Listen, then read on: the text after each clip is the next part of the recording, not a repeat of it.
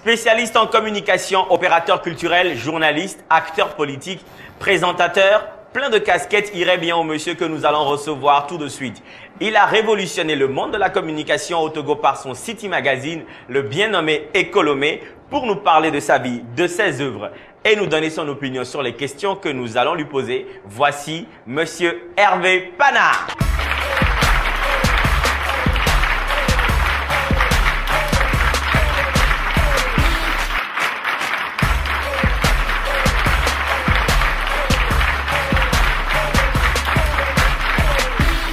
Alors, Hervé, on te connaît tous sur ce plateau, mais tu vas quand même d'abord nous dire tout de suite à ceux qui sont sur le plateau avec nous et ceux qui nous regardent devant leurs petits écrans, qui est Hervé Pana?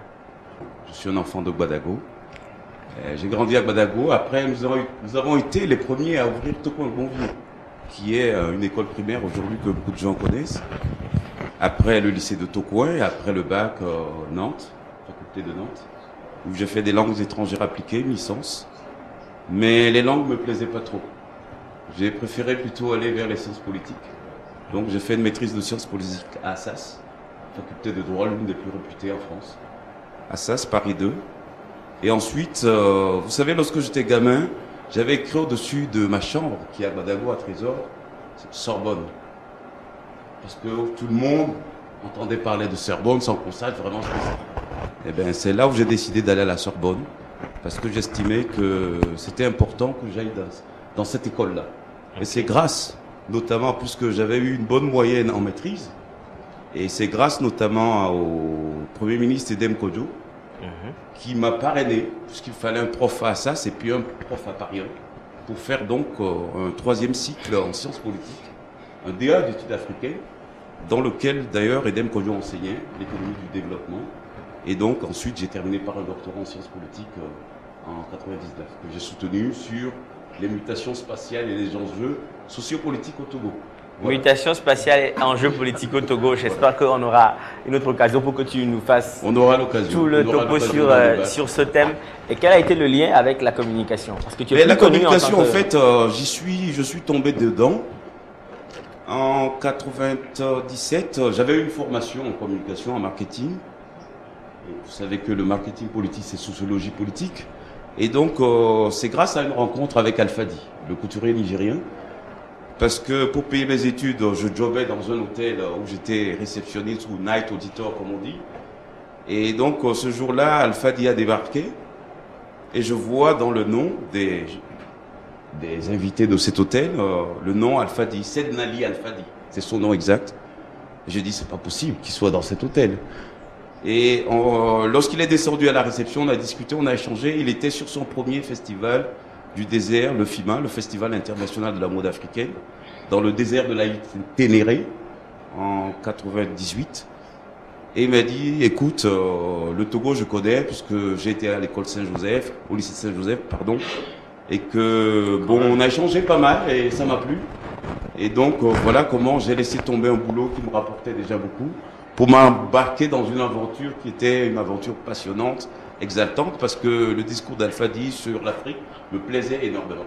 Donc c'est comme ça que je suis passé directeur de communication, parce qu'Alfadi, il crée bien, mais il est assez bordélique, il faut dire. Il n'a rien d'organisé, de structuré.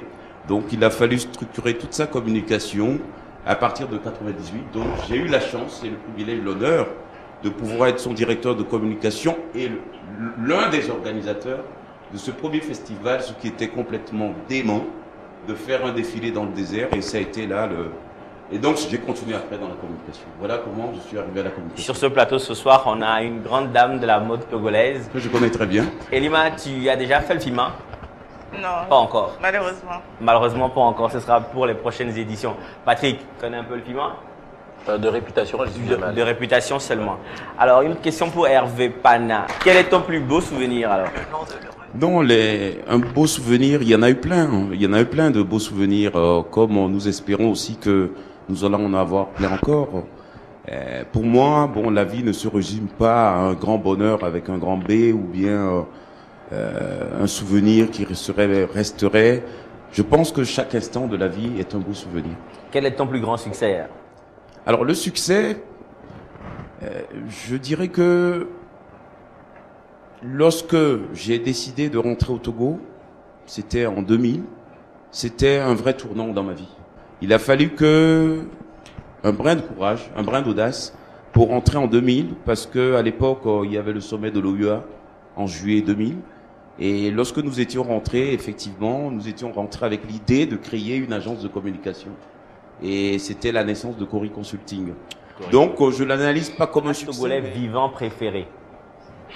Un personnage togolais vivant préféré. Ouais.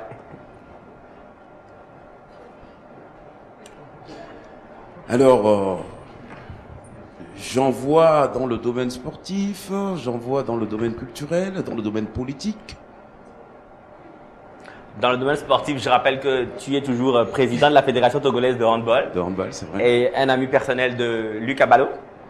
Non, pas encore, mais Pas c'est encore. quand même, on se connaît. Vous vous connaissez, d'accord. On ouais. espère. Lucas Ballot, je le rappelle pour ceux qui ne savent pas, il est français d'origine togolaise. Il fait partie de l'équipe de France qui a remporté la dernière Coupe du Monde de handball. Alors, je vais vous étonner par ma réponse, mais l'un des personnages, je dis bien l'un des personnages vivants que je préfère, c'est quand même Edem Kodjo.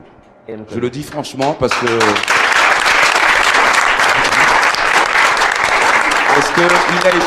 il a été un peu tout pour moi, et vous le comprendrez. Il a été mon mentor à l'université, il a été mon prof.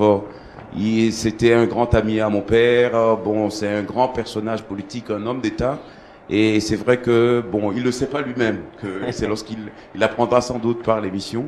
Et c'est pas un hasard si Éco Lomé lui avait consacré notamment 24 heures pour qu'il se révèle, un peu comme moi je le fais ce soir. On espère avoir Edem Kodjo sur notre plateau parce qu'il a sorti un livre récemment et nous sommes en train de plancher là-dessus.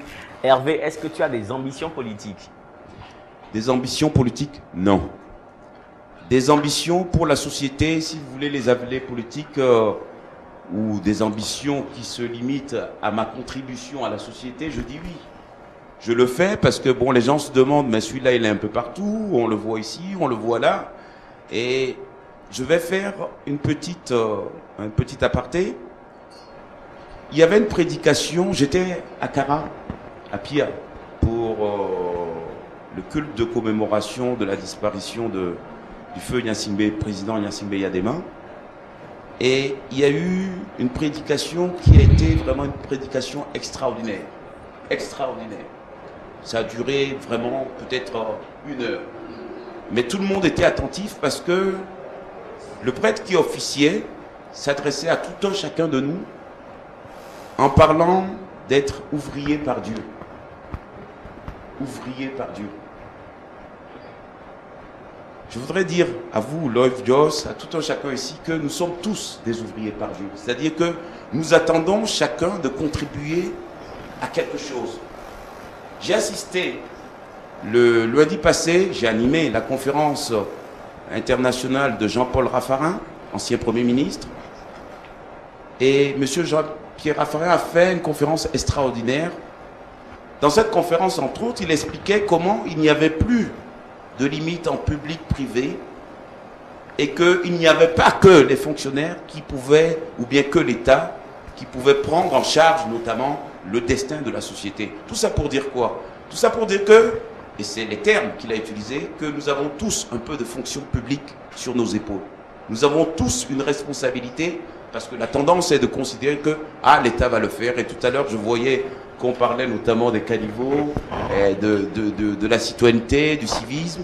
Nous avons tous un peu de fonction publique sur nos épaules. Alors, cette prédication conciliée, liée avec cette intervention de Jean-Paul Raffarin, Jean-Pierre Raffarin. Jean-Pierre Raffarin, ancien Premier ministre, m'a fait réfléchir beaucoup sur le rôle de chacun dans notre séjour terrestre. Chacun a un rôle à jouer ici. Alors, chacun peut contribuer de différentes manières à l'édification de cette nation et on ne peut pas attendre tout le temps que ce soit l'État qui le fasse. Alors, en étant chanteur, en étant comédien, en étant culturel, en étant... Alors, on dit, mais voilà quelqu'un. Et c'est ça, la question. Pourquoi quelqu'un qui a fait un doctorat de sciences politiques, qu'est-ce qu'il va chercher dans la mode? Qui paraît être la mode, un secteur ludique. Le secteur n'est pas ludique parce que la mode, c'est un vrai secteur. qui va apporter des richesses. Et c'est ça que moi j'ai appris chez Alfadi.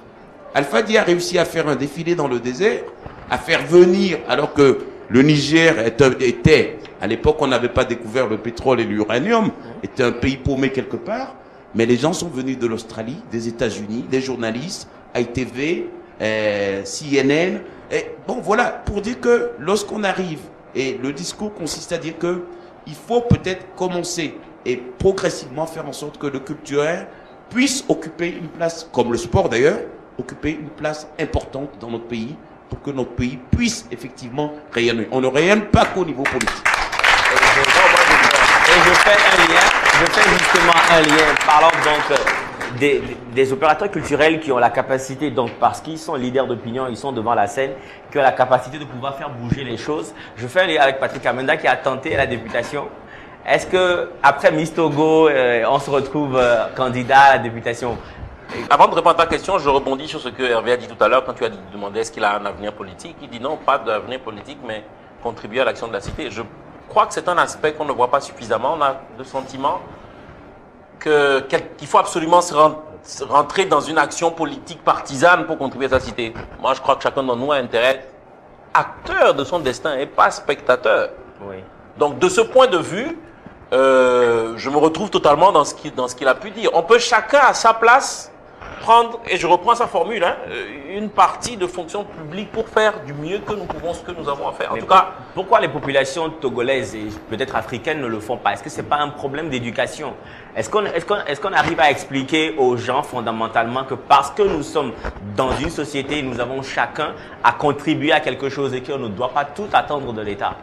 En tout cas, c'est ça. Moi, j'ai été candidat sur une liste de candidats indépendants menée par le ministre d'État Dadi, que je salue d'ailleurs, qui a en tout cas beaucoup de valeurs communes avec Edem Kodio. Je connais certainement moins Edem Kodio, mais je sais que c'est un brillant homme d'État de ce pays qui est certainement mal compris. Il y a des tas de choses qu'il a pu dire, qu'il a pu prédire et qui arrivent ou qui arriveront de façon inéluctable. Incompris, ça c'est un problème de pure politique entre lui et l'opinion togolaise.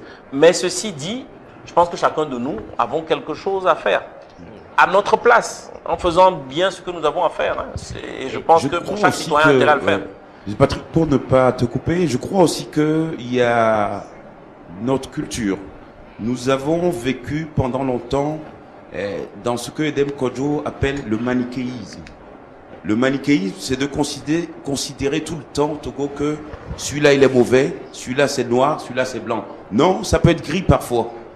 Et quels que soient les pays, je vois par exemple le Burkina Faso, lorsqu'on va au Salon international de l'artisanat de Ouaga, pour lequel, d'ailleurs avec Patrick, on a travaillé plusieurs fois sur des éditions, mais c'est extraordinaire. Lorsque vous voyez ces femmes venir des villages, organisés en association, qui viennent vendre leurs produits, ça fait plaisir à voir. Oui. Alors, c'est une question de culture. La solidarité doit commencer à la base. C'est prendre de l'initiative, et je me réjouis que certains ministères, notamment celles chargées de la jeunesse et de l'emploi, qui ont des initiatives intéressantes. Je me réjouis de voir dans cette salle des personnes qui, effectivement, dans leur secteur d'activité, dans leur passion, sans subvention, essaient de faire des choses. Oui. Mais c'est vrai que pour le moment, ça ne se transforme pas en un mouvement assez dynamique pour pouvoir être porteur de quelque chose. Mais je suis sûr, je suis convaincu que d'ici 2 ans, tout à l'heure, peut-être on aura l'occasion de parler de ces jeunes qui, à la base, font Moi, il y a des dossiers qui me parviennent et je suis impuissant de ne pas pouvoir avoir des moyens de pouvoir aider. Le peu que j'aide, c'est peut-être la réflexion, d'essayer de guider, de mettre sur les rails par des réflexions. Voilà un peu ce que... Sur ce plateau, ce soir, samedi chaud, premier numéro, nous avons Hervé donc, qui est culturel, qui s'investit dans la politique et qui nous dit donc que chacun doit contribuer. Patrick a renchéri, je sais que Elima est dans la même optique. Je me rappelle avoir dû intervenir sur des débats politiques lors des élections présidentielles passées. Elle est dans la mode et on va revenir tout à l'heure là-dessus par rapport même au thème du 2e festival cette année, Paix et Réconciliation. Et on va revenir sur le lien que ce thème politique a avec la mode.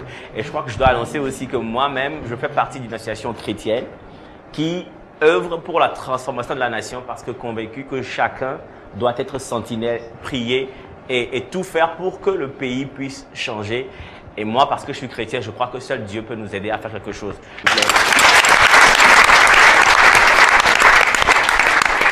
Spécialement, en fait, on a une série de questions que les invités doivent tirer dans ce lot de cartes. Mais parce qu'on a Hervé, que c'est le premier numéro, on va faire toutes les questions. On applaudit pour Hervé, s'il vous plaît. La décision la plus idiote que le gouvernement togolais ait prise en 2010. La décision la plus idiote que le gouvernement ait prise. En 2010. Le qualificatif que j'ai. Bon. Ben, il y a eu en fait Politiquement incorrect, des hein. décisions. Politiquement incorrect. Politiquement incorrect. La rubrique, c'est une rubrique question politiquement incorrecte. Hein, vraiment. C'est une question piège en fait. Ah parce oui. que s'il y a une décision qui a été prise, c'est parce qu'à la base, il y avait un problème, une problématique.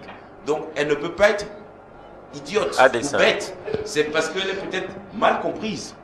Donc si elle a été mal comprise, il faut chercher le sens et voir pourquoi problème de communication, comme tout à l'heure.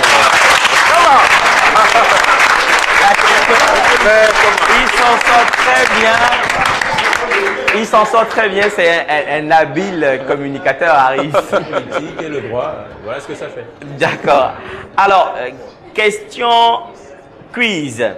Quel numéro porte Adebayor Sheyi au Real Madrid? 6. Oh là.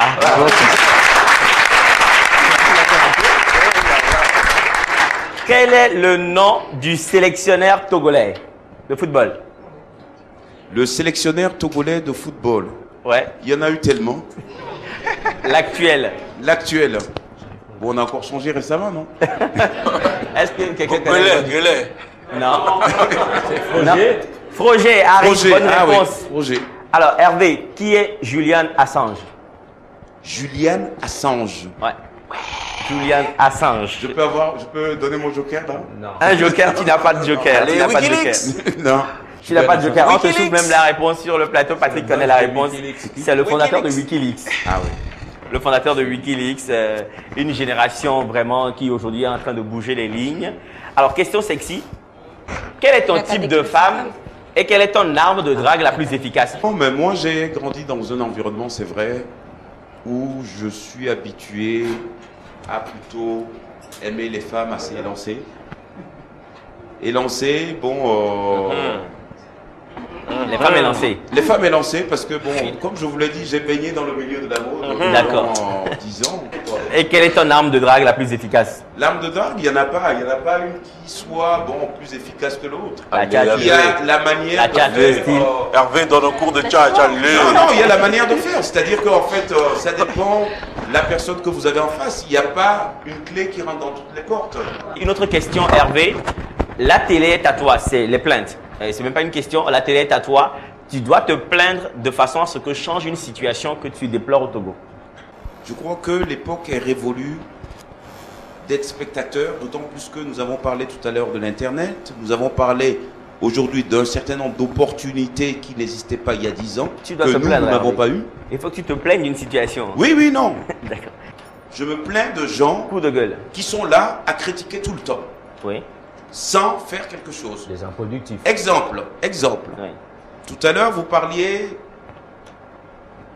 des gens qui se plaignaient que on a démonté les feux rouges, feux tricolores, on est en train de casser les baraques. Je me souviens qu'il y a encore 2 ans, les gens critiquaient le gouvernement parce que on a dit qu'on a des rues qui ne sont pas des vraies infrastructures. Je suis désolé. On ne peut pas vouloir le beurre et l'argent du beurre parce que pour construire des nouvelles routes, comme tout à l'heure Patrick l'a expliqué, il faut faire quand même le nécessaire en bas. Et D'accord. je constate tout simplement que quelqu'un me disait que, ah oui, mais il pourrait y avoir des accidents, parce qu'on a enlevé les feux rouges, il n'y a plus de lumière. Oui, mais lorsque les feux rouges existaient, personne ne les respectait. Personne ne les respectait, les feux rouges. Merci donc. Maintenant, lorsqu'on les a enlevés, ça contraint les gens à avoir un peu de civisme parce qu'on fait plus attention. Parce que comme c'est dans le noir, on fait doucement pour que l'autre y passe avant. Voilà. Merci beaucoup. Alors, on va passer au ni oui ni non. Hervé Pana a des enfants? Oui. Il a raté la première question. Tu ne dois ni dire oui, Ah, je dois... ni non. D'accord, on la refait alors. D'accord. ni oui ni non. Le principe de la série de questions, c'est qu'on te pose des questions, mais tu ne dois ni dire oui, ni dire non. C'est difficile. Ok? Alors, Hervé Pan a des enfants? 5. Fan de foot? Peut-être. Fan de fort? Très. Est-ce que les réclamations de Jean-Pierre Fabre sont légitimes? Les réclamations de Jean-Pierre, Fabre sont-elles légitimes? en tant que citoyen, c'est légitime. Tu as notre émission? Longue vie. Alors, tu es porte-parole du gouvernement. Tu dois nous faire un compte-rendu d'une décision du gouvernement. Exemple, interdiction d'exercer au parti au but. Porte-parole du gouvernement. 30 secondes, hein, pas plus. Très chers compatriotes, suite à la décision judiciaire en date de et au regard de l'article de notre Constitution, il ressort que le parti au but qui a été fondé avec comme président le monsieur est illégal et c'est pour cela que nous avons fait l'interdiction de ces activités. Alors, question opposant. Tu dois dire du mal de Barack Obama. Alors, Barack Obama, c'est vrai qu'il a apporté beaucoup d'espérance dans le cœur de beaucoup de gens, au-delà même du continent américain. Mais je trouve dommage, il n'est pas venu au Togo, alors qu'il était au Ghana.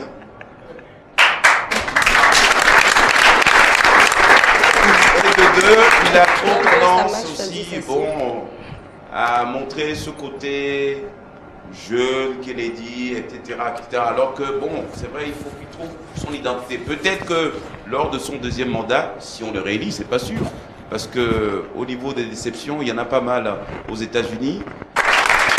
Je crois que pour ce qui est de montrer sa solidarité vis-à-vis de l'Afrique, il s'investit énormément dans le cas de l'Égypte. Alors, dernière question avant de te libérer, Hervé, c'est la question déclaration. Tu es amoureux d'une artiste de la chanson togolaise, tu dois dire qui et tu lui fais sa déclaration en direct. Alors, je vais vous dire clairement, je vais être clair. Je suis amoureux de Folie Neddy. Mais sans hésiter alors, c'est Folie Neddy. Je suis amoureux de Folie Neddy. Ah, belle déclaration. C'est bientôt la Saint-Valentin. Alors, Hervé, malgré le fait qu'il soit marié, qu'il ne soit plus encore à prendre, en tout cas, il est amoureux du talent de Folie Neddy. On raccompagne Hervé.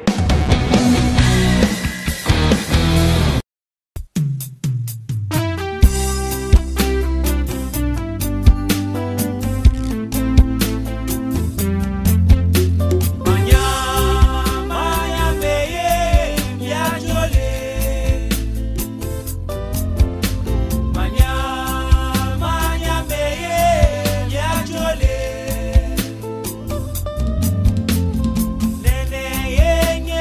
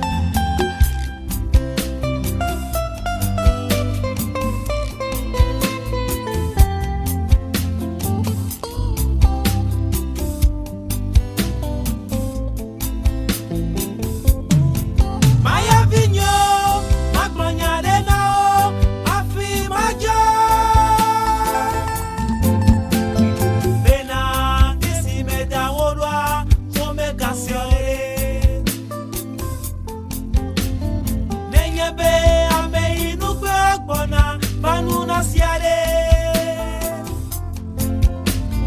Macron Tanye Wova Nentoba Peme Maya Vigno Macron Nyale Mao Afi Haja Bena Neme Joale Homeka Wajirolo